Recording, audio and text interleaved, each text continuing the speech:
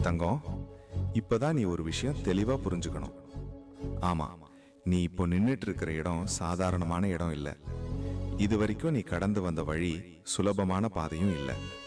அதனாலதான் இப்போ உனக்கு சில விஷயங்கள் ரொம்ப கஷ்டமா தோணுது. அதுக்கு அர்த்தம் நீ பொறுப்போட வளர்ந்துகிட்டு இருக்கிற அறிகுறிதான். நீ எல்லாருக்கும் புரியிற வழியில போகல.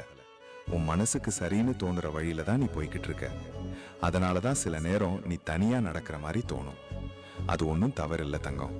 அது உன்னோட தலைமைக்கான அடையாளம் தான்.